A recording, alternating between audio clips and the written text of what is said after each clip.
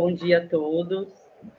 Gostaria, em nome do IBS Saúde, de dar as boas-vindas a todos os participantes que estão nos assistindo ao vivo pelo YouTube, quem também está aqui pelo Teams. Gostaria de agradecer a participação dos dois doutores aqui, eu vou apresentá-los em breve. É o nosso 6º Fórum Insights in Health. É com prazer que eu apresento o nosso 6º Fórum. E hoje é um fórum voltado para a área médica. Então, o IBS Saúde ele é um ecossistema de ensino, nós temos mais de 20 pós-graduações em MBA, 40 cursos de curta duração, e todos voltados para a área de saúde. Nessa manhã de sábado, nós vamos ter 2 palestras, né? Em torno de 30 minutos cada. E vou pedir para todo mundo que tiver perguntas, pode colocar no chat as perguntas, que ao final das 2 palestras nós iremos fazer as perguntas e os doutores vão poder responder com clareza. Nós temos também, além dos cursos de pós-graduação e MBA na área de gestão em saúde, auditoria em saúde, tecnologia em saúde, nós temos também as pós-graduações médicas, né? E as parcerias com as universidades internacionais, Universidade de Stanford, Universidade de Miami e Universidade de Harvard. Nós ficamos também à disposição após o evento, né, através da equipe comercial, para poder tirar as dúvidas, apresentar os nossos programas de pós-graduação, né, e fazer uma consultoria aí através da nossa equipe comercial. Então, eu vou apresentar agora vou passar a palavra para o Dr. Cecílio Santander, doutor em Medicina pela Universidade Autônoma de Madrid, professor associado do curso de Medicina da Universidade Autônoma de Madrid e chefe do Serviço do Aparelho Digestivo do Hospital Universidade de La Princesa, em Madrid, médico gastroenterologista. Passo a palavra para o doutor. Primeiramente, muito obrigada pela participação, doutor Cecílio. Bom dia, obrigado. Para mí es un privilegio estar hoy aquí con todos ustedes. Pido perdón por mi idioma español y para mí, como estoy diciendo, es un gran orgullo poder participar junto al doctor Hilario Froehner, que es un gran entusiasta y pionero en esta interesante iniciativa. Comienzo, si os parece, ya la presentación, ¿verdad, Hilario? ¿Comienzo? Sí. Usted puede comenzar. Bueno, pues muchas gracias también, Camila. Espero que sea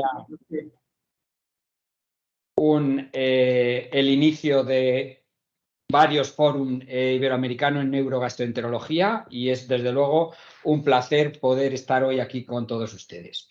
Vamos a hablar de la doença do reflujo gastroesofágico y la hernia de hiato, ¿cuándo no operar? Que parece una pregunta sencilla, pero veréis que a día de hoy requiere una serie de requisitos. Estos son mis conflictos de interés, porque la enfermedad por reflujo es una enfermedad crónica multifactorial y cuyos buenos resultados requieren una certeza diagnóstica. O sea que establecer una buena indicación del tratamiento mediante la fundoplicatura y una adecuada selección de los pacientes. La principal razón para el fallo de la cirugía antirreflujo es precisamente el diagnóstico erróneo. Y eso es lo que vamos a tratar hoy de evitar. La enfermedad por reflujo se considera, según el consenso de Montreal de 2006, cuando las molestias se producen por ese paso patológico del contenido del estómago hacia el esófago y produce bien síntomas o bien complicaciones. Es una enfermedad crónica recurrente, muy frecuente, afecta al 15% de la población general. Sin embargo, afortunadamente, los síntomas suelen ser leves y poco frecuentes en el 70% de los pacientes. La causa, como ya he comentado, es fundamentalmente multifactorial y se suman trastornos de la hipomotilidad en el aclaramiento esofágico, y veremos que la manometría nos va a ayudar a valorar alteraciones de la hipocontractilidad, de tipo contractilidad ausente o motilidad esofágica ineficaz, pero también sobre este esfínter estructural a nivel del anillo diafragmático que puede desplazarse y generar esta hernia de hiato y generar una hipotonía del esfínter esofágico inferior o relajaciones transitorias a ese nivel. De esta manera se clasifica la enfermedad por reflujo según los síndromes esofágicos, pirosis y regurgitación, con lo que denominamos síndrome sintomático típico, también el de dolor torácico, síndromes con lesión esofágica, que es cuando existe esofagitis, estenosis, Barrett o adenocarcinoma, y síndromes extraesofágicos. Sin embargo, la gran mayoría de las veces el diagnóstico es fundamentalmente clínico y no se necesitarán pruebas diagnósticas. Sin embargo, en algunos casos vamos a utilizar las pruebas diagnósticas, como es en caso de dudas diagnósticas, cuando tengamos sospecha y queramos identificar complicaciones, o para evaluar la refractariedad al tratamiento. La primera prueba diagnóstica que haríamos en este caso sería la endoscopia. Si bien la gran mayoría de pacientes tendrán una endoscopia normal, y es lo que denominamos enfermedad por reflujo no erosiva.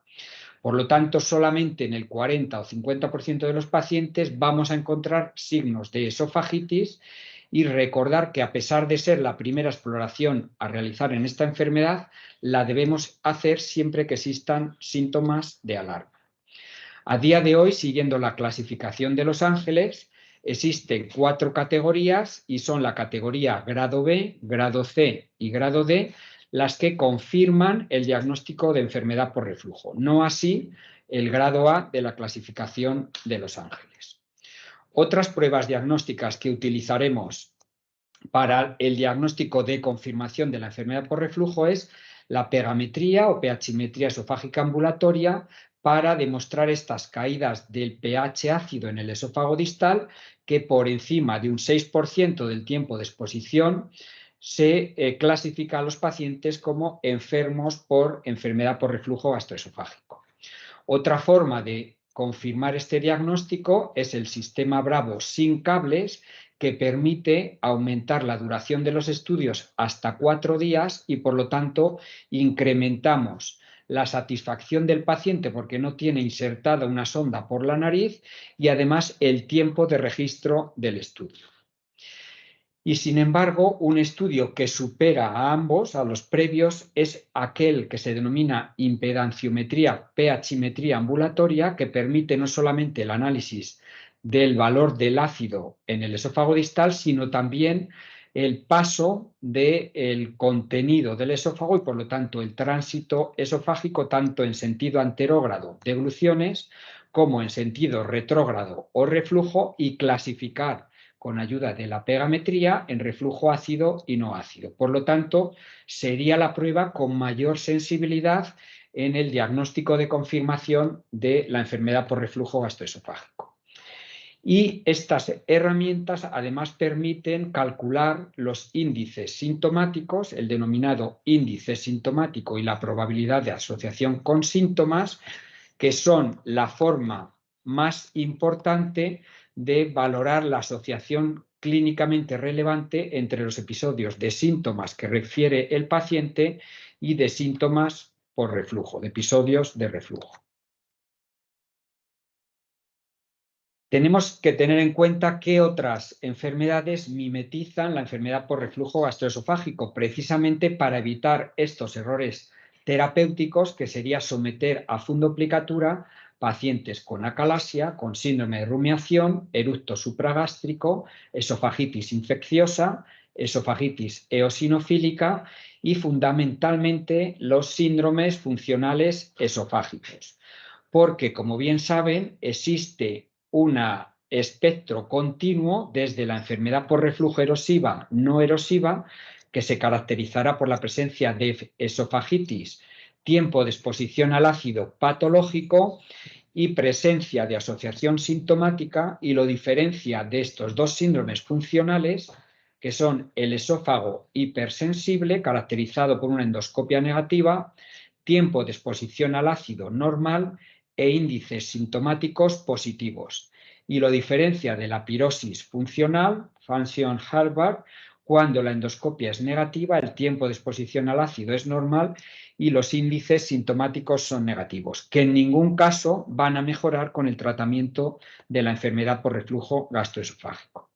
El tratamiento de la enfermedad por reflujo gastroesofágico tiene algunas bases higiénico-dietéticas, el abandono del consumo de tabaco y corregir el sobrepeso o la obesidad, pero fundamentalmente son los PPI, los inhibidores de la bomba de protones, durante 4 a 8 semanas, el tratamiento inicial de elección. Sin embargo, cuando se requiere un tratamiento de mantenimiento, por la presencia de esofagitis por reflujo, estenosis o esófago de Barrett, existe una alternativa quirúrgica que es la fundoplicatura tipo Nissen, que es el tratamiento quirúrgico de elección con una efectividad a largo plazo por encima del 90%, similar al tratamiento con PPI, y existen varias opciones. La opción completa del Nissen de 360 grados y en algunos casos que veremos más adelante utilizaremos técnicas parciales como puede ser el DOR, una fundoplicatura anterior,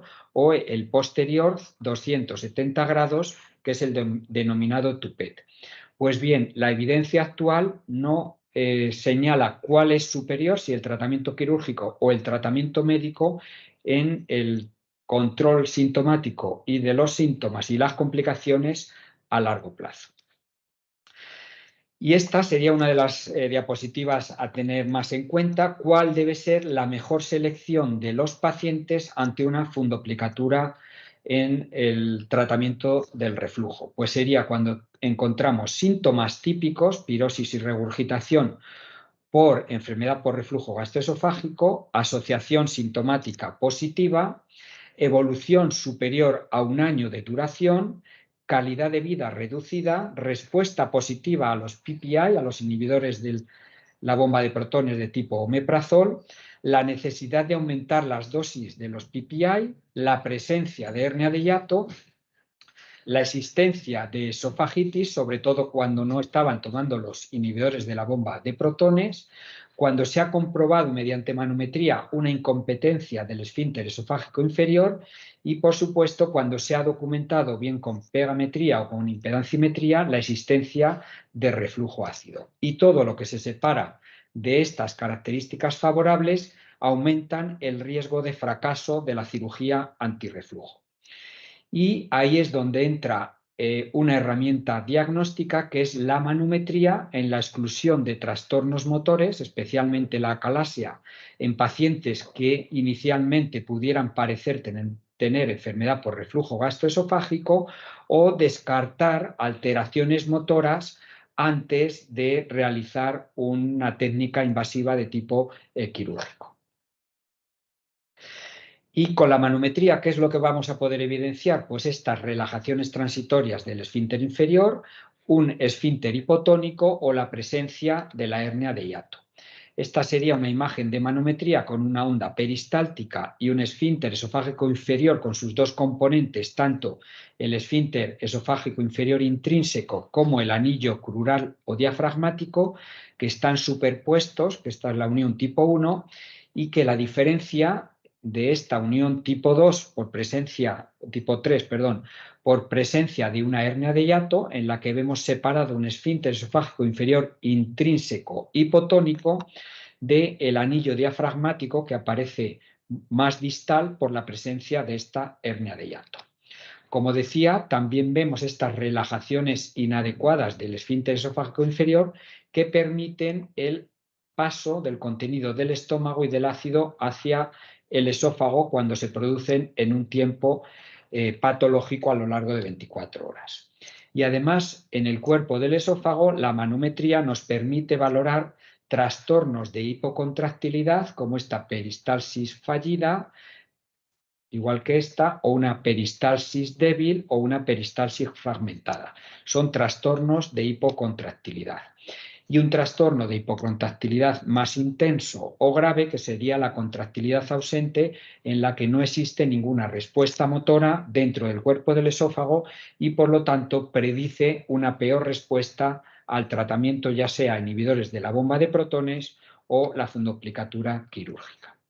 Además, durante la manometría podemos realizar test de provocación, como este test de degluciones múltiples rápidas, 5 degluciones seguidas de 2 mililitros separadas menos de 4 segundos, y vemos cuál es la respuesta motora del cuerpo del esófago, que habitualmente tiene que ser de mayor fuerza contráctil que cuando solamente se hace una deglución de líquido. Esta sería un test de provocación normal.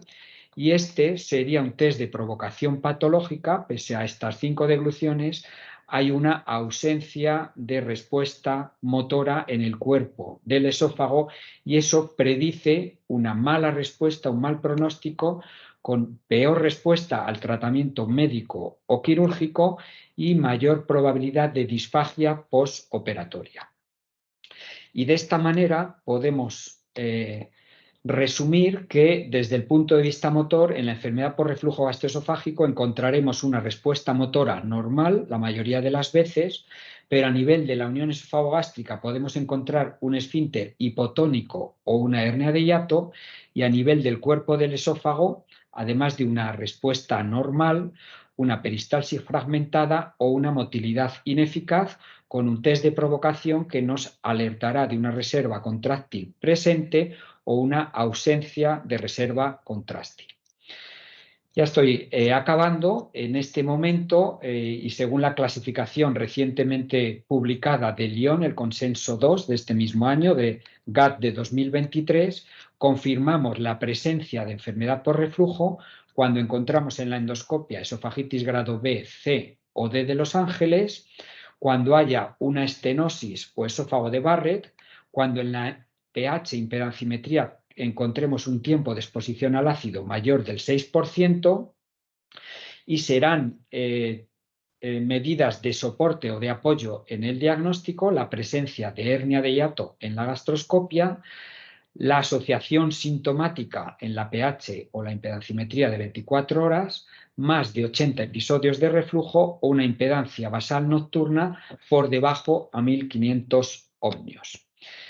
Y para ir concluyendo, la valoración prequirúrgica de los pacientes con enfermedad por reflujo gastroesofágico, por lo tanto, debemos incluir en todos los pacientes la pHimetría esofágica sin tratamiento IVP, excepto que tengamos ya una confirmación endoscópica, endoscopia diagnóstica convencional, y la manometría esofágica. Estas son las 3 pruebas que se deben valorar en todos los pacientes que se van a someter a tratamiento quirúrgico de la enfermedad por reflujo, y quedan como opcionales el vaciamiento gástrico mediante escintigrafía o el esofagograma.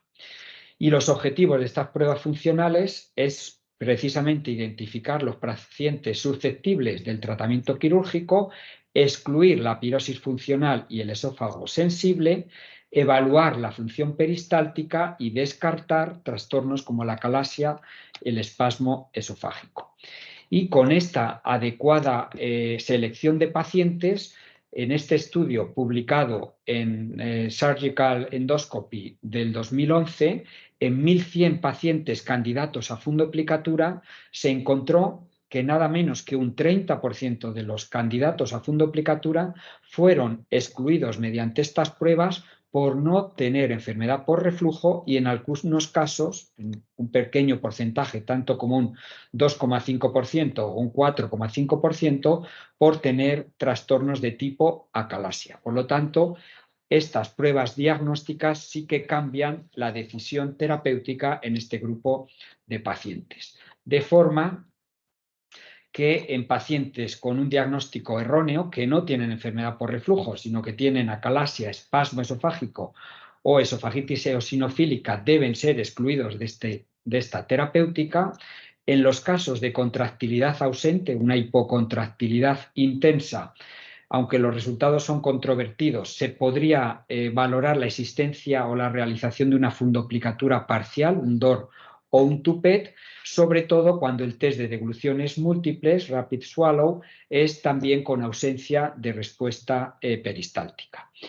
Y como excepción, en pacientes obesos mórbidos con un índice de masa corporal por encima de 35, no se debería emplear la fundoplicatura al uso, sino un bypass gástrico en Iderrux. Y esta, que va a ser la última,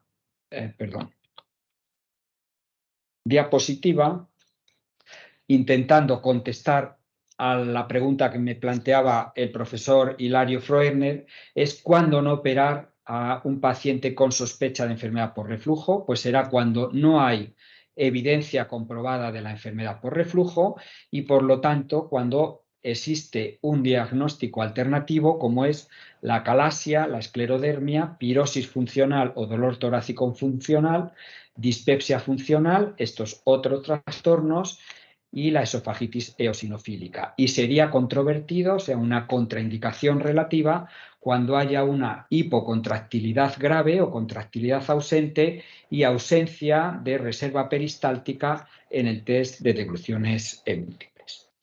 Pues esto ha sido todo por mi parte. Muchísimas gracias, Camila, y estoy abierto al turno de preguntas cuando posteriormente lo establezcáis.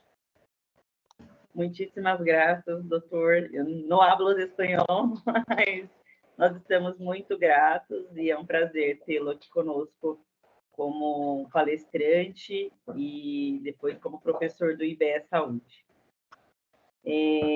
Agora eu passo a palavra para o doutor Hilário Froerner Júnior, médico coloproctologista, especialista em fisiologia coloretroanal pela Faculdade de Medicina da Universidade de São Paulo, doutor em ciências em gastroenterologia pela Faculdade de Medicina da Universidade de São Paulo. Doutor, muito obrigada pela sua participação mais uma vez. E passo a palavra para o senhor. Então tá bom, mas antes de tudo, nós temos que parabenizar o doutor Cecílio. Uma aula realmente respondeu uma pergunta que, né, a pergunta do milhão, né, uma pergunta tão importante que rege aí o consultório de todos os gastroenterologistas que trabalham com doença do refluxo. Então, doutor Cecílio, parabéns, direto de Madrid, cedeu o seu tempo para que nós pudéssemos aprender, e eu sempre aprendo muito com suas aulas, né? Então, é uma honra muito grande. E agora nós vamos conversar um pouquinho sobre um outro assunto, né? O assunto da constipação intestinal. Então, nós vamos lá para o final do trato digestivo. O doutor Cecílio começou com o esôfago e agora nós vamos lá para o finalzinho, nós vamos falar da constipação intestinal. Então, estou aqui preparando a partilha da tela.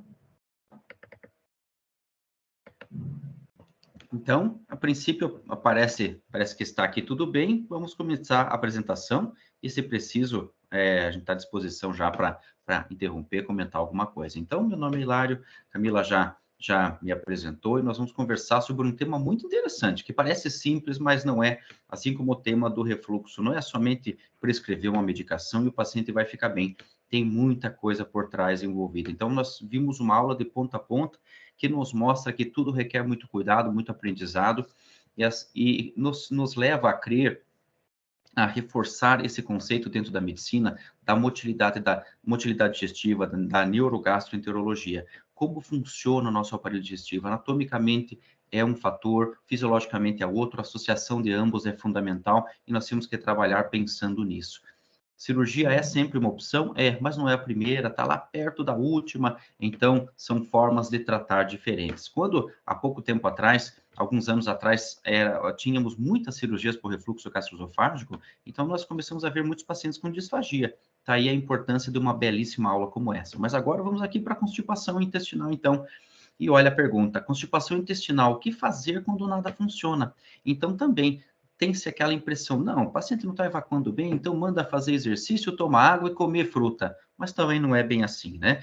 Nós temos aqui, começamos com o nosso... Então, esse sou eu, Hilário, as sociedades que eu faço parte, com muita honra agora recentemente da ZENEM, a Associação Espanhola de Neurogastroenterologia e Motilidade, que o Dr. Cecílio é o grande secretário. Muito obrigado. Então, não tenho conflito de interesse para essa apresentação. E já começo com um artigo muito interessante, uma diretriz clínica da da Associação Americana de Gastroenterologia, que já mostra uma informação muito importante, que a grande maioria dos pacientes com constipação intestinal funcional não são satisfeitos com seu tratamento e vão buscando por conta própria algumas alternativas. E frequentemente, não raro, então nós encontramos pacientes tomando muitas medicações ao mesmo tempo, sujeitos aí a ter alguma reação adversa, efeito colateral, interação medicamentosa por causa de tantas medicações em uso.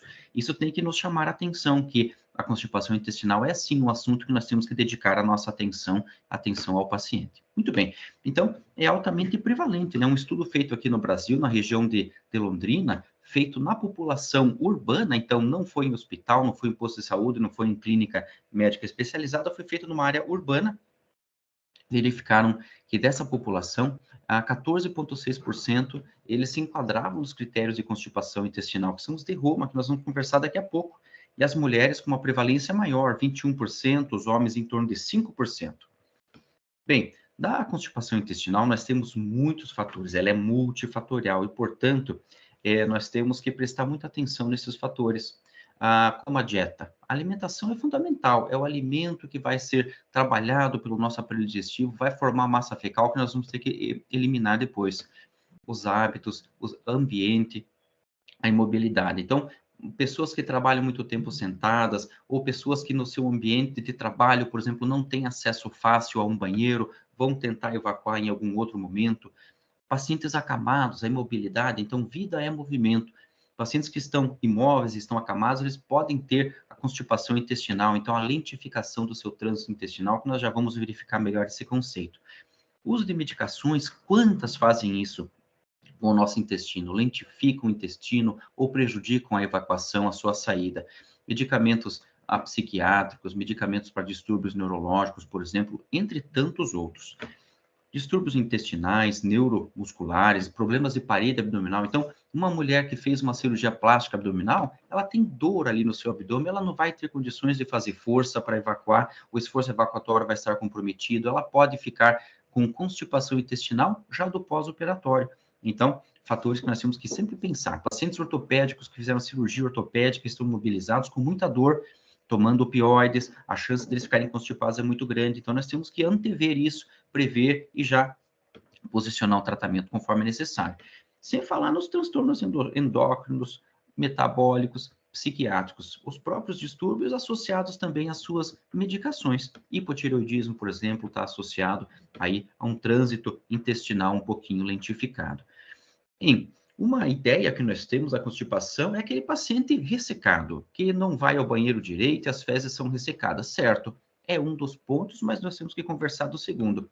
A constipação intestinal, via de regra, principalmente, ela é formada pelo trânsito lento, então aquela pessoa que vai poucas vezes por semana ao banheiro, e aquele paciente que tem a dificuldade de saída, a gente chama de evacuação obstruída, tem dificuldade de evacuar. As fezes já chegaram lá na saída, perto, não pula retal, sobre o canal anal, mas a pessoa não consegue eliminar, não consegue evacuar adequadamente. Então, trânsito lento, evacuação obstruída, mais frequentemente nós vamos encontrar os pacientes com evacuação do tipo mista. Bem, aqui nós temos aquela tabelinha muito comum, muito frequente, que nós achamos, tem até camiseta com isso, que é a escala de Bristol da consistência fecal. Então, nós temos aqui o tipo 1 e o tipo 2, que já nos dão um panorama do trânsito intestinal. Quando nós temos pacientes, mesmo evacuando todo dia, nós já sabemos que o trânsito está um pouquinho lento. Como assim se ele evacua todo dia?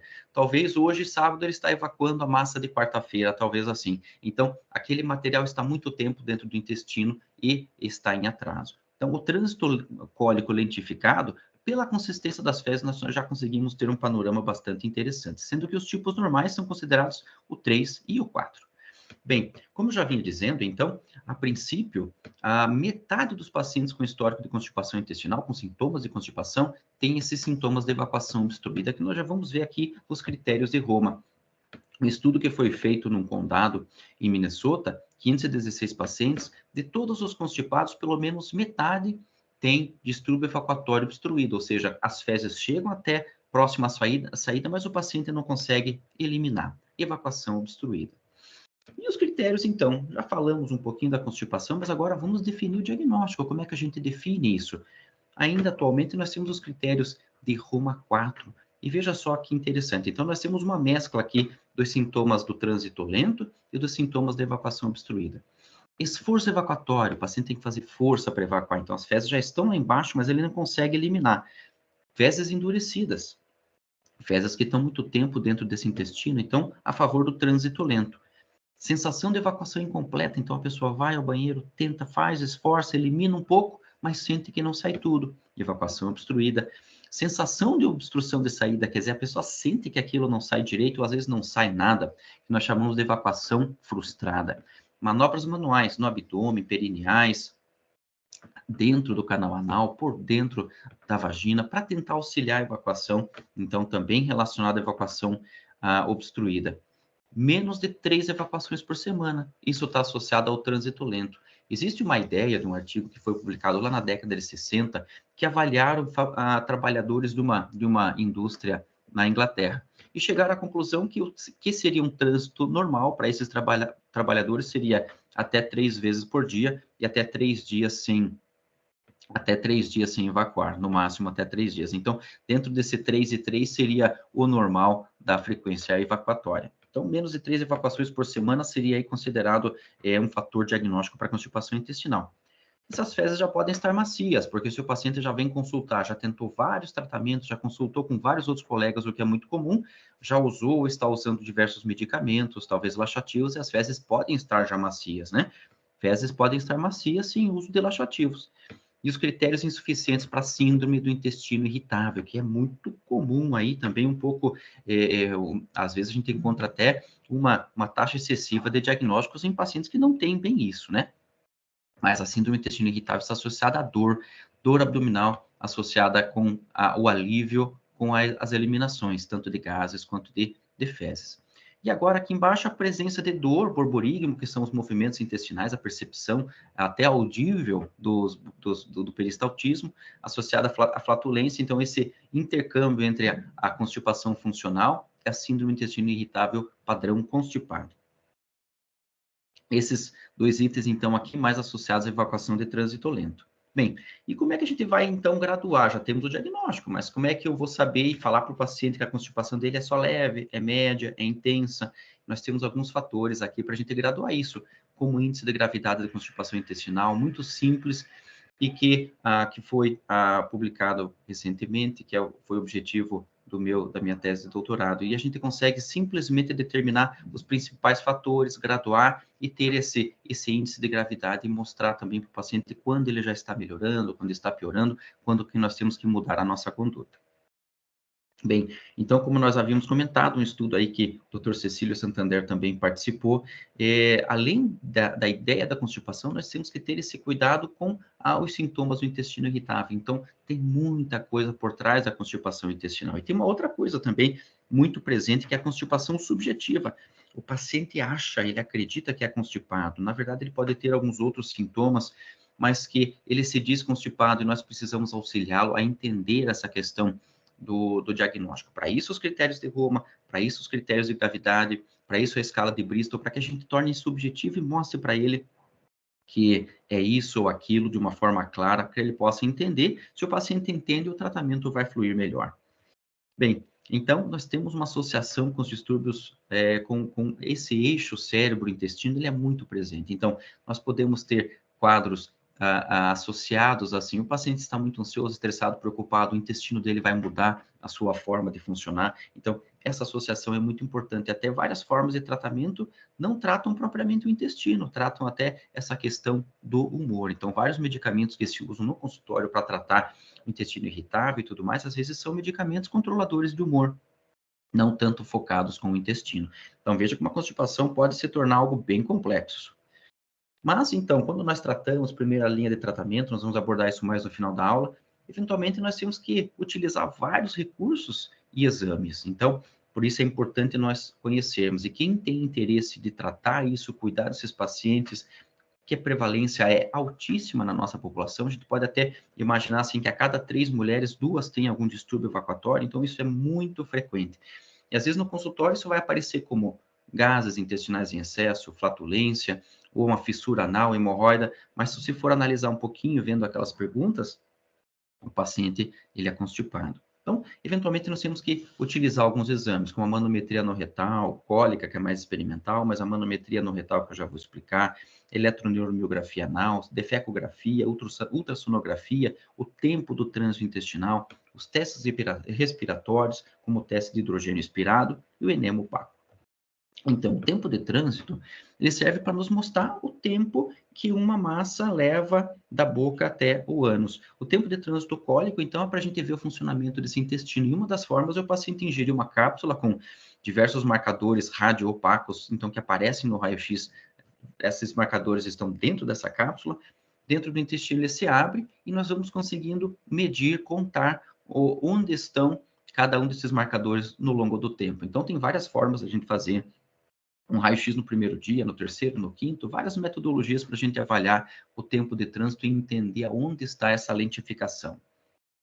Então, aqui um exemplo que nós conseguimos ver, aparece sim realmente bem pequenininho, acompanhando a seta aqui nós podemos ver esses pequenos anéis e nós podemos contar no longo do tempo. Então, o raio-x no primeiro dia e depois avançando para o terceiro e para o quinto dia, e nós vemos alguns marcadores aqui no finalzinho.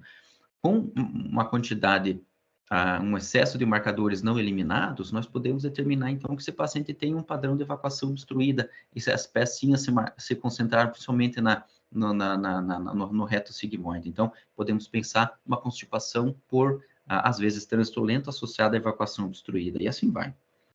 Muito bem, então nós conseguimos classificar em colo direito, colo esquerdo e reto sigmoide. E aqui, como a gente mostrou, as pecinhas concentradas na imagem aqui ampliada, principalmente nessa junção do reto sigmoide na pelve próxima à saída, caracterizando a evacuação obstruída. Outra forma de fazer é com cintilografia. Então, o paciente ingere um pouquinho de material radioativo e nós vamos avaliando isso no longo do tempo. 6 horas, 24 horas, 48, 72 horas. Então, aqui a gente consegue ver o quê? Na imagem de 6 horas, nós temos o contraste no colo ascendente, aqui passando pelo ângulo hepático e começando o transverso. Então, aqui na imagem de 1 dia, já saindo do colo direito, do colo ascendente, passando pelo ângulo hepático, fazendo todo o transverso, que aqui está um pouquinho redundante, e subindo aqui até o ângulo esplênico. E depois nós temos as outras imagens subsequentes, mas assim nós conseguimos entender como isso funciona. Aqui o enema opaco. Então, às vezes, nós temos essa imagem da anatomia, dos atlas de anatomia, uma imagem muito interessante que o cólon parece um quadro. Ele sobe, colo ascendente, atravessa como transverso, desce como descendente, faz algumas voltinhas, sendo o cólon sigmoide, e depois desce como o reto. Mas não é assim que a gente vê na vida real. Então, aqui nós temos uma imagem anterior, um colo ascendente, depois o ângulo hepático, aqui nós temos o cólon transverso, que ele é um pouquinho redundante, nós temos aqui o ângulo esplênico e depois o cólon descendente, sigmoide e reto. E aqui no perfil de pelve, nós temos a imagem do reto, conforme mostra a minha seta, e aqui vemos que o reto não é reto, ele segue a curvatura do saco, e por dentro ele tem um aspecto ainda helicoidal, parece uma mola, e tem a ver, então, com a mecânica da defecação. Então, aqui outras imagens, aqui nós temos realmente na seta que o reto não é reto, ele tem as válvulas dele, as válvulas de Houston, e também aqui no perfil uma outra imagem. Então, veja como isso pode ficar complexo no andamento da investigação da constipação intestinal. Então, para avaliar a evacuação obstruída, é muito importante nós entendermos como está essa região anorretal. Por isso, um exame muito fácil, simples, é a manometria anorretal. Aqui nós temos, então, um catéter de manometria, nós temos aqui, então, como ele é disposto, um balão na sua pontinha que nós vamos enchendo com ar, com líquido, água, e nós conseguimos estudar reflexos, nós conseguimos entender dados neurológicos fundamentais, como a sensibilidade retal, reflexo inibitório reto-anal, a capacidade do reto, o quanto que esse reto consegue guardar de material. Então, para o médico, isso trazem dados fundamentais, mas principalmente assim, tem o paciente incontinente, sim, mas aqui nós temos, pensando na evacuação, como que funciona essa correlação da evacuação. Será que o canal anal assoreopélvico relaxam adequadamente mediante o estímulo evacuatório? Muito bem, então aqui nós temos uma imagem, um traçado simples dessa manometria. O Dr. Cecílio mostrou a manometria de alta resolução com imagens coloridas, belíssimas. Essa aqui é a manometria que veio antes, a manometria convencional de 8 canais. Então, o que que nós temos aqui? Nós temos aqui uma escalinha, nós temos a pressão ao longo do tempo.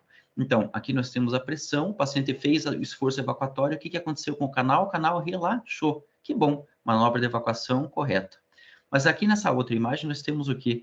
Uma pressão já um pouquinho mais alta, o paciente tentou, fez o esforço evacuatório e a pressão aumentou, passou de 100 milímetros de mercúrio, o canal anal fechou, o assoalho pélvico contraiu, para o paciente evacuar acaba ficando tudo muito difícil, né? Então, nós temos uma evacuação obstruída por anismo, que é essa dificuldade do relaxamento do canal anal do assoalho pélvico. Muito bem. Outros dados importantes, então, que nós conseguimos perceber, a sensibilidade, a capacidade do reto. Então, quando a pessoa começa a sentir alguma coisa ali, nós temos um valor normal de 10 a 30 ml, mais ou menos. Imagina um paciente que tem a sensibilidade de 90 ml, 90 mililitros. Então, imagina a dificuldade de percepção que essa pessoa tem. Já tem uma massa fecal ali, a pessoa nem sente que existe. Então, imagina o quanto isso pode atrapalhar no seu dia a dia. A capacidade é a mesma coisa. Uma capacidade muito alta reflete um reto já talvez um pouco grande, a dificuldade de evacuação, uma capacidade baixa, então, que a gente vê nos pacientes operados, retocolite ulcerativa, doença de Crohn, pós-operados do câncer do intestino, de endometriose, eles têm uma capacidade reduzida, então eles têm uma dificuldade de conter as fezes, tem urgência evacuatória, e tudo isso a manometria nos traz. Ultrassom ainda não é fantástico para a gente avaliar a anatomia. Em termos de funcionamento, fisiologia, né, a manometria no retal nos supre muito bem. O ultrassom vai nos trazer dentro dessa metodologia funções morfológicas, aspectos morfológicos, e nós conseguimos estudar muito bem essa anatomia. Porque as outras formas de análise, tomografia, ressonância, de forma geral, nos mostra pouco sobre o canal anal e às vezes nós temos que estudar muito sobre ele. Mas claro que com ultrassom também já desenvolveram formas de a gente fazer estudos defecatórios, colocando o gel dentro da ampola retal, com o transdutor do ultrassom, a gente pede para o paciente evacuar e conseguimos estudar o deslocamento desse assoalho pélvico. Muito bem, então existe a defecografia. Então é necessário algumas vezes que a gente peça para o paciente fazer um exame em que ele vai fazer o esforço evacuatório, vai tentar eliminar uma massa, e isso monitorado de alguma forma, por raio-x, por ressonância magnética. Então aqui nós temos a imagem de uma defecografia convencional, em que o contraste dentro da ampola retal, o paciente foi solicitado para evacuar e não houve abertura do canal anal, portanto, o assoalho pélvico permaneceu contraído. Nós temos aqui um diagnóstico de anismo, esse ângulo permaneceu em torno de 95, ele não aumentou, não abriu, não houve relaxamento do canal anal. Aqui nós temos uma imagem muito interessante, uma defecografia de um caso muito interessante, em que nós temos o quê? Uma enterocele. De tanto que a paciente já fez esforço evacuatório, tanto nós temos, então, dentro das manobras de evacuação, dos distúrbios de evacuação, o descenso do assoalho pélvico, quando a pelve cede demais. Aí nós temos muitas celes, retocele, enterocele e assim por diante, sigmoidocele. Aqui um caso interessantíssimo, muito comum nos pacientes que retiraram o seu útero. Nós temos aqui a enterocele, vamos acompanhar. Então aqui em cima nós temos o intestino delgado, que conforme o esforço evacuatório ele vai, olha só, a gente consegue ver passando aqui, ajuda a esvaziar o reto, mas obstrui toda a outra parte. Isso é muito interessante. Agora você imagine a dificuldade de tratamento para um paciente desse porte. Aqui nós temos, então, já uma defecorressonância. Olhem a diferença de imagem, olha quanta imagem a gente tem, olha a precisão que nós temos aqui. Então, nós temos uma imagem muito bonita, nós temos aqui com contraste a bexiga, a vagina e o reto com contraste. Agora, nós solicitamos, então, que a paciente faça esforço evacuatório, e nós conseguimos mensurar, então, o descenso do assoalho pélvico, a formação aqui de uma retocele, nós conseguimos verificar a intussuscepção, a início do prolapso retal, nós conseguimos ver enterocele, o que tiver de uma forma com maior precisão. Então, nós conseguimos acompanhar a pelve da paciente como um todo durante o esforço evacuatório. Então, é importante salientar que o útero tem um papel importante ali no meio. Nós costumamos brincar dizendo que a falta do útero faz falta. Bem, aqui então nós temos algumas diretrizes, aqui o Dr. Jordi Serra, que é colega do Dr. Cecílio, e algumas diretrizes muito importantes, assim como aquela publicada já no primeiro slide, que nós vamos conversar um pouquinho sobre o tratamento, então, buscando responder a pergunta, o que fazer quando nada funciona. Outras, então, diretrizes também associadas, em que nós buscamos somar as informações para trazer o que há de melhor aí para vocês. Não esquecendo, então, que existe hoje em dia a constipação derivada dos opioides, os pacientes que, cada vez mais, nós encontramos pacientes que dependem dos opioides como medicação para dor crônica, pós-operados e assim por diante. Então, eles têm um perfil interessante de constipação que nós vamos abordar. E não esquecendo que como quase uma pandemia na criançada, as crianças com distúrbio evacuatório, que tem sido muito comum, muito frequente. Cada vez mais nós temos feito manometrias anorretais em crianças e nós temos percebido muitos distúrbios do assoalho pélvico nelas. Então, nós temos que já ir pensando nisso. A criança vai ser o adolescente, vai ser o adulto constipado logo mais que vai bater na nossa porta. Então, quanto mais tempo esse indivíduo tem de esforço evacuatório, de dificuldade de funcionamento intestinal, mais sequelas nós vamos ver mais danos de assoalho pélvico, fissuras anais, hemorroidas e assim por diante. Bem, então, as formas de tratamento nós abordamos aqui rapidamente, claro, tudo isso merece ser aprofundado, né? Então, em termos de refeições, claro, a inapetência vai gerar dificuldade do trânsito intestinal por limitação do conteúdo intraluminal. Nós temos que prestar atenção nos pacientes que têm náusea, vômito, porque eles também não vão se alimentar direito. As refeições balanceadas, bem distribuídas, são importantes para um trânsito intestinal adequado. Também a ingesta de fibra, nós temos aqui uma quantidade em gramas que pode ser bastante alta para um padrão ocidental da alimentação, mas claro que é o que é ideal para o nosso intestino. Nos pacientes constipados por opioides, nós temos que ter muito cuidado, porque o excesso de fibras, se não for ingerido com a quantidade de líquido adequada, pode piorar essa constipação. Vai formar uma massa fecal adequada que vai se acoplar a uma massa fecal já bem ressecada no intestino e vai formando um acúmulo ali, às vezes muito difícil de responder depois. Então, nos pacientes já constipados por opioides, aqui então nesse segundo item, 5 a 10 gramas de fibras por dia. Líquido, fundamental, né? As fibras dependem do líquido para fazer um bom funcionamento do intestino. Então, com as fibras, dependemos da ingesta de líquido. Se as fibras entram secas, por exemplo, nós temos a chance de dificuldade do intestino em funcionar. Os opioides aumentam a absorção do líquido e, então, esse aspecto é fundamental do paciente. Então, dentro daquela ideia inicial de hábitos e costumes, nós temos que enfatizar muito bem esse padrão da ingesta líquida.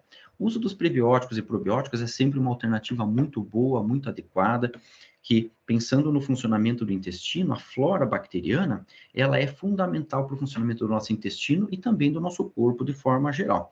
Que nós vemos que a disbiose, a alteração dessa flora, está associada atualmente a problemas cardiovasculares, pulmonares, cutâneos, neurológicos e assim por diante. Então, uma boa saúde global depende do intestino bom. Bem, exercícios, fundamental. Vida é movimento. Pacientes acamados, imobilizados, eles tendem a ter o intestino um pouco mais lento. Então, temos que ficar atentos. Pacientes acamados, com cirurgia abdominal, distúrbios de parede abdominal, eles não conseguem gerar essa prensa abdominal que vai ajudar a aumentar a pressão diretamente lá na pelve, reto e sobre o canal anal. Massagens ajudam, então, nesses pacientes acamados, vários estudos de massagem abdominal e tudo mais facilitam o trânsito, auxiliam nisso. E aí aspectos também da acupuntura. Tem pacientes que respondem muito bem, então é uma alternativa que a gente não pode esquecer, não. Biofeedback. Então, existem muitas dentro desse guarda-chuva aí, em biofeedback, tem muitas e muitas técnicas guardadas. Tem que saber o que está fazendo, né? Nós recebemos aqui no consultório muitos pacientes, já fiz tantas sessões, doutor, não adianta prescrever para mim porque não funciona. E a gente, se aprofunda um pouquinho no que está acontecendo, a gente vê que o paciente não fez a técnica correta, o fisioterapeuta, o profissional que está habilitado, não fez aquela técnica que seria o mais ideal. A gente consegue entender isso melhor pela manometria, conseguir orientar. Então, tem técnicas que funcionam muito, muito bem.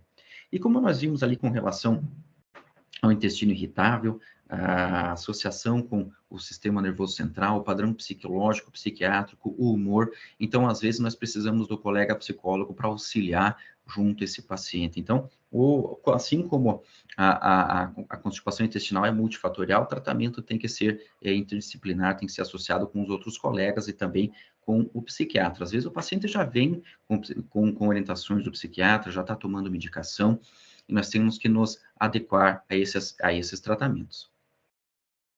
Muito bem. Então, dentro dos tratamentos que nós podemos ofertar no consultório, nós temos os formadores de bolo fecal, entre eles as fibras, né, que nós utilizamos muito. Então, aqui nós temos o psyllium, a metilcelulose, farelo de trigo. Então, veja que farelo de trigo é algo bastante acessível para as pessoas. Qualquer um pode fazer um tratamento à base de farelo de trigo, por exemplo, né? Então, nós temos que nos adequar àquilo que o paciente também pode fazer, né? Às vezes, prescrevemos algo que tem um valor elevado, ele não vai conseguir adquirir. Nós temos que pensar sempre nas alternativas que vão fazer bem para o nosso paciente. Nós temos, então, os lubrificantes e emolientes, como, então, o óleo mineral, muito comum. Os osmóticos, então, aqueles que vão agregar líquido dentro do tubo digestivo, lactulose, hidróxido de magnésio, polietileno glicol, policarbofila. Estimulantes procinéticos secretagogos, o que ganham mesmo aquele termo de laxativo, que no Brasil ganhou uma conotação um pouco ruim, devido aos derivados do sene, aquela questão de piorar ainda mais a constipação conforme o tempo passa de uso. Nós temos aqui, por exemplo, o bisacodil, o sene, o picosulfato, procaloprida, a lubiprostona.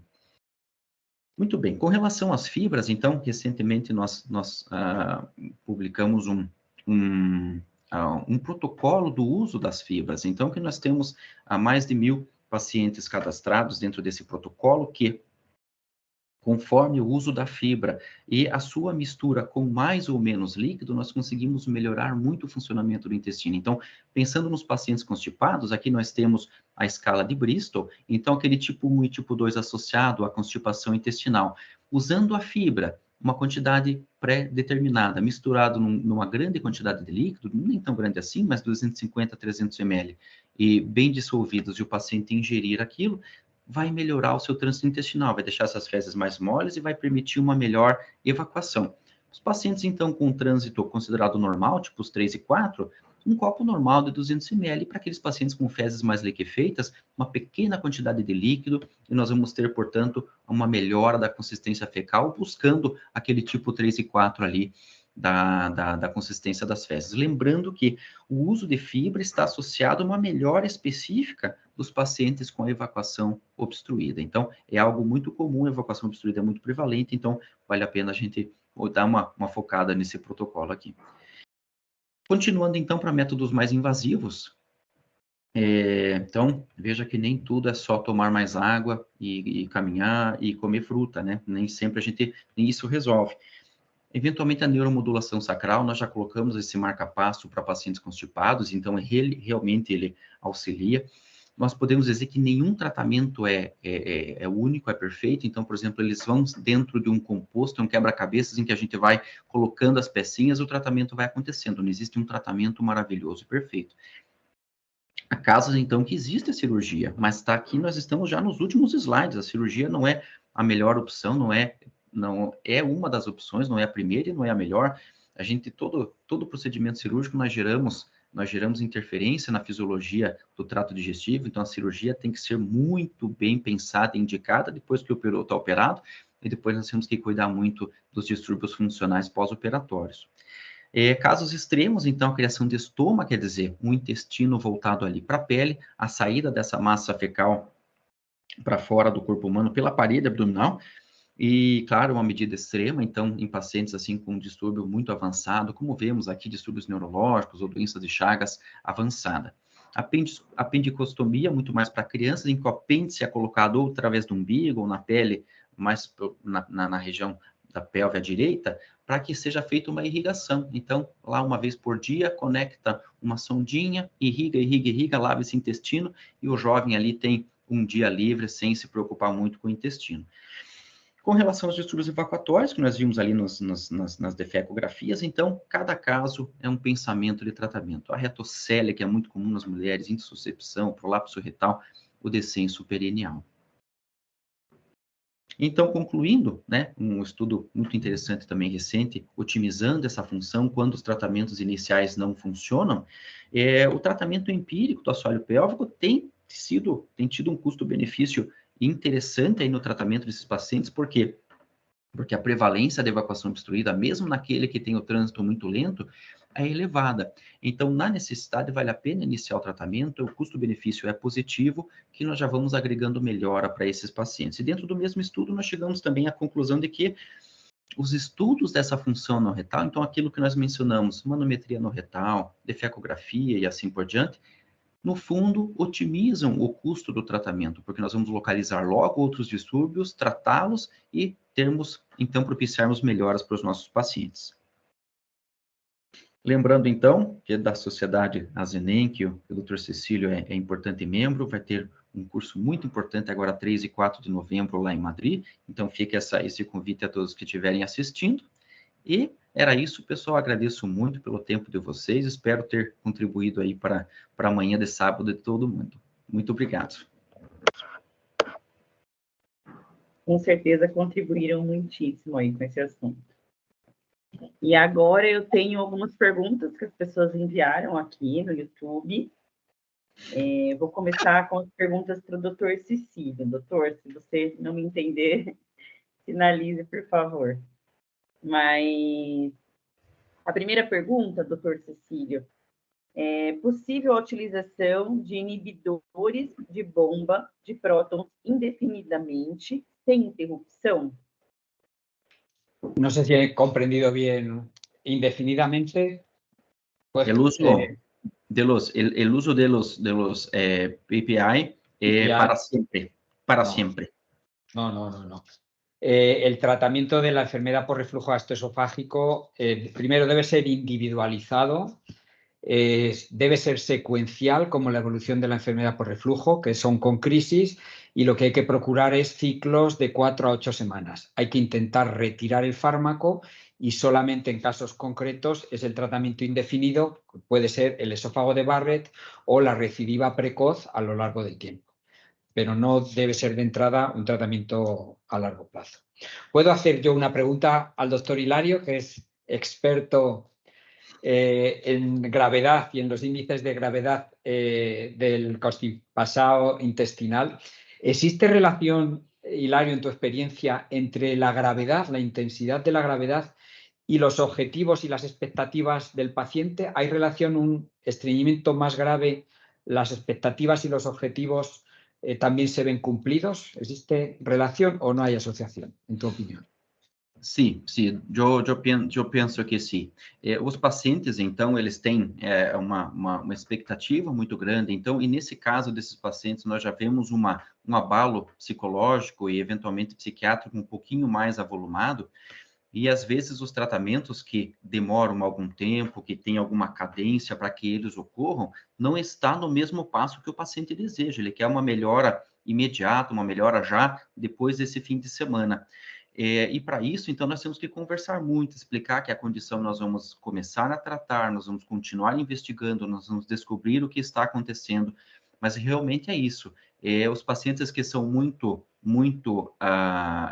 ansiosos, muito estressados, eles vão ter uma expectativa muito maior com relação ao tratamento e querem uma melhora muito mais intensa. Então, dentro dessa correlação da questão emocional, dos transtornos de humor e a própria constipação em si, ela forma um ciclo, uma bola de neve que o paciente vai ficando desconfortável, vai ficando mais ansioso por causa disso e isso vai se retroalimentando. Quanto mais sintoma intestinal, mais ansioso, mais estressado, e isso vai piorando toda a situação. Isso é muito comum. Muito interessante, interessante. Obrigado pela pergunta. Doutor Cecílio, a próxima pergunta é: hérnia hiatal grande é sinônimo de cirugía? Tampoco debe ser sinónimo de cirugía. Es un factor más a tener en cuenta en la enfermedad por reflujo gastroesofágico. Es un factor que pesa, o sea, que tiene mucha importancia y, por lo tanto, cuando nos planteamos el tratamiento quirúrgico, la existencia de una hernia está empeorando el pronóstico a largo plazo y, por lo tanto, es algo reversible, bien identificado, que podemos revertir con el tratamiento quirúrgico, pero también debemos recordar que hay personas, que no pacientes, con hernias de hiato que no tienen enfermedad por reflujo ni ningún síntoma y no por ello va a significar cirugía. Por lo tanto, solamente cuando tenemos enfermedad por reflujo y hernia de hiato. Legal. E a última pergunta para o Dr. Cecílio. A classificação atual de Chicago pode ser aplicada usando a manometria convencional de 8 canais? Se puede aplicar.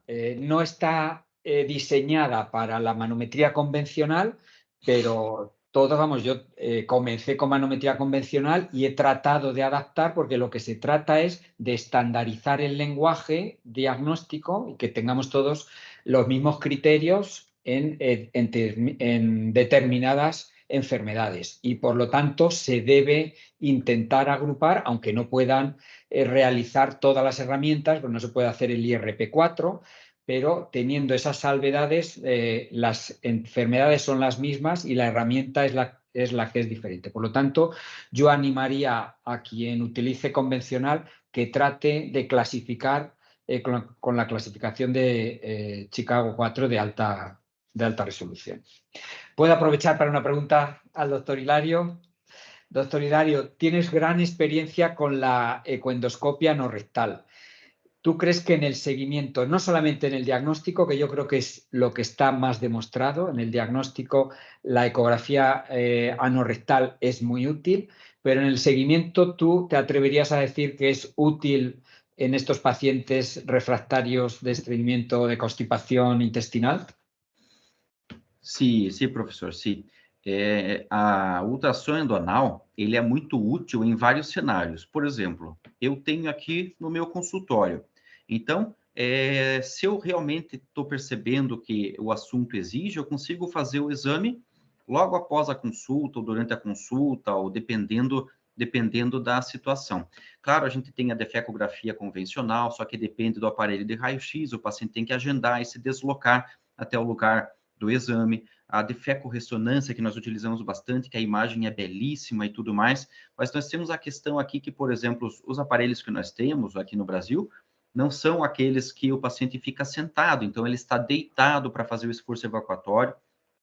Nós solicitamos, tem um laboratório específico que nós encaminhamos os pacientes, em que todos eles colocam um coxim de 30 graus embaixo dos joelhos para tentar auxiliar um pouquinho o levantamento a flexão das coxas, mas nenhum momento simula adequadamente a posição evacuatória.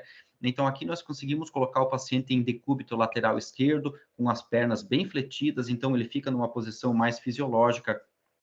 E com o transdutor eu consigo estudar bem esses distúrbios evacuatórios. Claro, eu não conseguiria, então, dizer assim, não, a partir desse ultrassom que eu tenho, vamos programar um procedimento. Na verdade, não, a gente vai começar a investigar.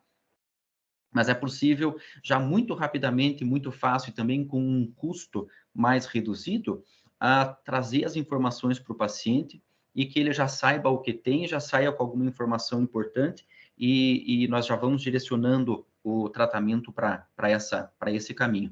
O que eu tenho aqui no consultório é um aparelho bidimensional, não é o tridimensional, mas que a gente já consegue ter informações muito boas e muito adequadas conforme a gente vai fazendo, a gente consegue já ter toda essa imagem, formar na nossa mente toda essa imagem tridimensional. Mas, então, o bidimensional já, na minha visão, é bastante suficiente para essa visão mais portátil aqui do consultório. Eres un pionero. Muchas gracias, doctor Hilario. Usted es el pionero. Camila? Doutor Hilário, nós temos uma pergunta... Desculpa. Isso. Mas eu só aproveitar que a gente, né, falando com o doutor Cecílio, eu queria fazer uma pergunta para ele. Dá tempo, né, Camila? Posso fazer? Lógico, podem ficar à vontade. Nós temos... Obrigado. Doutor Cecílio, então, no hospital em que fazemos as manometrias anorretais, lá também são feitas as manometrias esofágicas. Então, nós vemos que a maioria dos exames indicados atualmente de manometria esofágica são para disfagia pós-cirurgia de refluxo. Como é que é essa sua experiência no seu centro em Madrid, que é um centro de grande fluxo, referência no país? Pues realmente esas indicaciones también nos están incrementando de forma ostensible. También la cirugía, el número de intervenciones ha aumentado, pero es cierto que cuanta más evolución, pues también estamos viendo estas complicaciones. Y no solamente en la disfagia post-fundoplicatura, que la vemos y que nos obliga a veces a hacer dilataciones o a desmontar la cirugía, sino además en otra cirugía que también ha eclosionado de forma importante, que es en la obesidad mórbida, y es los trastornos motores de disfagia post cirugía de la obesidad mórbida. Por lo tanto, yo creo que cada vez tenemos más trabajo, bueno, pues porque cada vez los pacientes nos solicitan más tratamientos con este tipo de trastornos. Así que tenemos que estar preparados y bien formados para poder resolver o enfocar mejor a este grupo de pacientes. Inclusive, pacientes com funduplicatura e uma decorrente acalásia, sintoma o esôfago típico de acalásia, em que praticamente não há mais motilidade, aquele esôfago que funcionalmente já não tem mais função, gerando uma forma de tratamento muito, muito difícil, né? Então, são casos que aí o tratamento fica todo muito complicado, porque daí acaba que penso que o tratamento acaba seguindo o fluxograma da acalásia, e para o paciente funcionalmente já não vai ser muito difícil, né?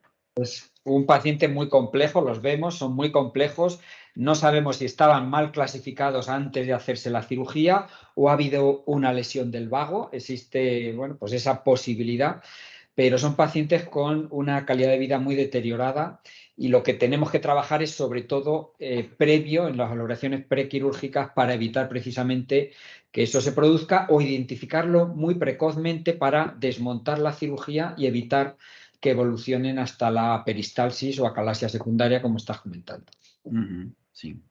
Muito obrigado. Obrigado. Pode seguir, Hilário, Camila. temos uma pergunta para você agora. Por que as fibras nem sempre funcionam? Então, que pergunta interessante, né? É muito comum também, porque naquele protocolo que nós mostramos ali, responde boa parte das perguntas, boa parte. É comum, às vezes, o paciente chegar no consultório e quando nós falamos, olha, nós vamos iniciar uma fibra, ele já fala assim, olha, mas eu já usei, inclusive essa que o senhor vai me prescrever, eu já usei. Mas eu insisto na ideia. Por quê? Porque fibra, então, não é medicamento, nós não vamos ter efeito colateral, reação adversa, interação medicamentosa, eu insisto. Informe esse formato de usar. E nesses pacientes que já não querem usar muito a fibra, que eu tinha a intenção de prescrever, eles vêm usando dentro de uma sistemática muito rígida. Mas nós sabemos que é inerente das fibras, faz parte do funcionamento delas, essa questão que eu posso explicar como se fosse um encharcamento, um efeito esponja, em que se nós já hidratarmos bem essa fibra, ela vai até o intestino grosso, fazendo com que a gente melhore, então, a hidratação desse bolo fecal. Da mesma forma que pacientes até com diarreia, se nós usamos a mesma fibra com uma importante restrição da quantidade de líquido, nós vamos ter um controle dessa consistência fecal. Isso nós temos verificado em muitos pacientes com diarreia, com constipação. Claro que tem alguns casos, uma pequena porcentagem, em que nós temos que, inclusive, associar algum laxativo junto com a fibra para que, de início, gere uma atividade motora ideal desse intestino e depois, como manutenção, nós vamos manter a fibra isoladamente. Então, tem casos, assim, que realmente o intestino grosso, ele tem uma motilidade muito lentificada, que o próprio laxativo vai nos ser útil. Mas a ideia é ser aquele início, dar aquele pontapé inicial e depois a fibra entra como uma manutenção. Então, nós usamos principalmente as fibras solúveis, pensando nessa mecânica da fibra como uma esponja que vai levar esse líquido propriamente até o intestino. Porque é interessante o seguinte, quando nós bebemos um copo de água, a hidratação é fundamental. Mas quando nós tomamos um copo de água sem a fibra, em uns 10 minutos ali aproximadamente, essa água já foi toda absorvida. E eu pergunto para o paciente assim, ele fala, não, doutor, mas eu tomo 3 litros de água por dia. E eu falo, olha, mas tudo bem, mas tome 3 copos de água agora, você vai urinar, vai estimular a tua diurese, você não vai evacuar, assim, esse líquido não vai todo para o intestino, vai formar urina. Aí a pessoa começa a entender que é assim que funciona. Então, a fibra é uma das formas de nós comunicarmos com o intestino grosso, principalmente, né?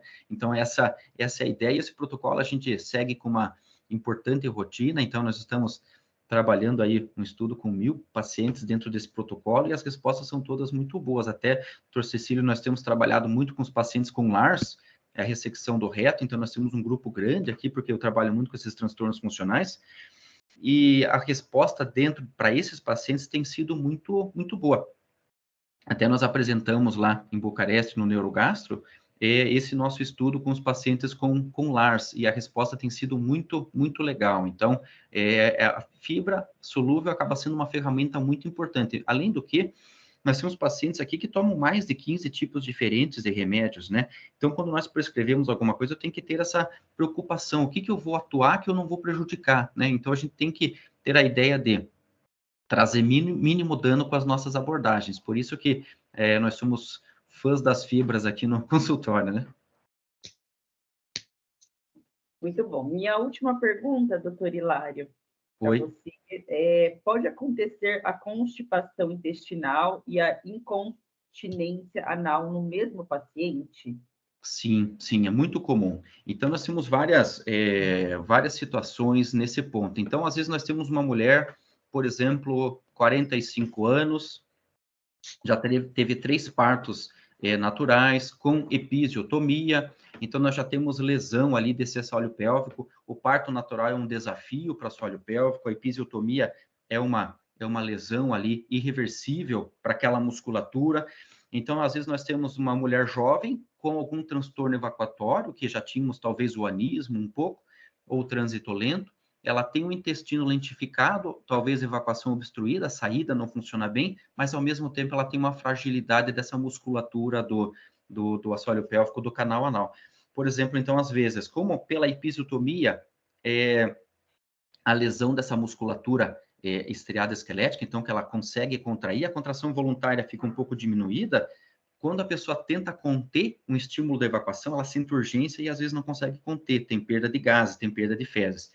Por outro lado também, se a gente for abordar uma paciente lá de 70, 80 anos, que já fez esforço evacuatório por muito tempo, nós vemos o descenso do assoalho pélvico, retocele, prolapso mucoso, e assim nós temos várias alterações desse descenso do assoalho que nós vimos ali nos estudos de fecografia.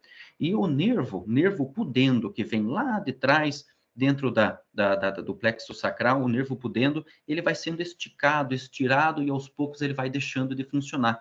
Aí nós temos uma condição chamada neuropatia do nervo pudendo. É a mesma coisa que nós fôssemos tirando lentamente da tomada, tirando da rede elétrica, e lentamente esse assoalho pélvico vai ficando sem estímulo elétrico, ele vai ficando enfraquecido. Ele vai ficando fino, ele vai ficando com a musculatura mais delgada, mais fininha, delicada, a pressão vai diminuindo, então a pessoa começa a apresentar incontinência anal. Então, isso é muito comum.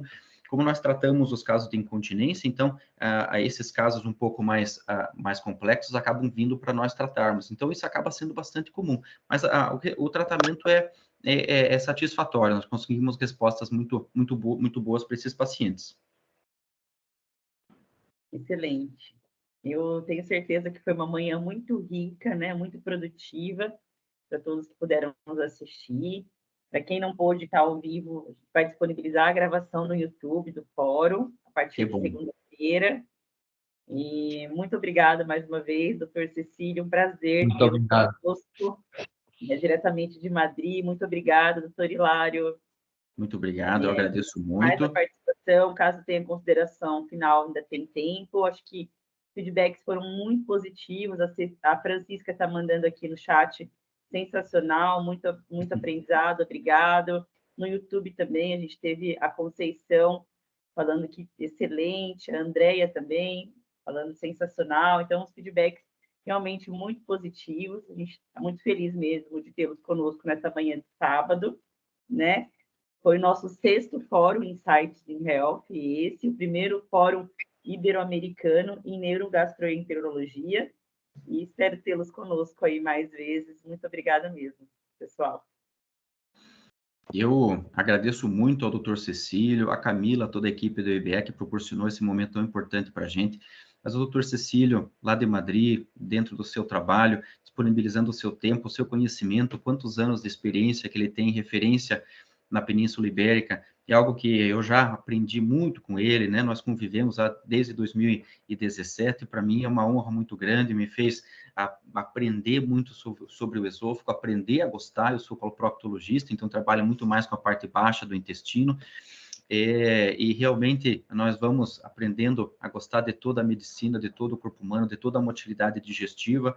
E o Dr. Cecílio também, ele é convidado para a nossa ideia de formar um curso de pós-graduação em motilidade digestiva. Então, no futuro próximo, aí vamos continuar avançando dentro dessa ideia quem viu a aula, quem vai ver depois no YouTube, vai perceber que não é só prescrever o omeprazol para o paciente, não é só mandar comer uma maçã, tomar uma água, que vai resolver alguns problemas de intestino. Claro que em alguns casos sim vai resolver, mas tem uma grande parcela dos casos em que o paciente vai sofrendo por anos, por décadas, vai entendendo aquilo como normal, sendo que poderia estar se sentindo melhor. E a nossa função é fazer os pacientes melhorarem, a gente fica realmente muito feliz quando isso acontece, né? Então, eu agradeço muito a todos, doutor Cecílio, a sua presença é fundamental, engrandece o nosso dia, nossa manhã aqui na clínica. Então, estamos assistindo, né? Foi uma grande aula e a gente sai aí com bagagem para o nosso dia a dia, né? Muito obrigado, ha sido un placer hacer equipo con vosotros y muy satisfactorio. Estoy muy agradecido. Muchas gracias. Muito obrigada. E para encerrar, as pessoas que tiverem interesse, né, estiverem assistindo ao vivo ou posteriormente tiverem interesse na pós-graduação que o doutor Hilário citou, em motilidade digestiva, a gente fica, aí toda a equipe BE Saúde fica à disposição para poder esclarecer as dúvidas, fazer o atendimento e realizar a sua inscrição. Muito obrigada, pessoal. Um abraço. Bom dia. Bom dia. Tchau, tchau. Boa tarde, doutor Cecílio. Tchau, tchau.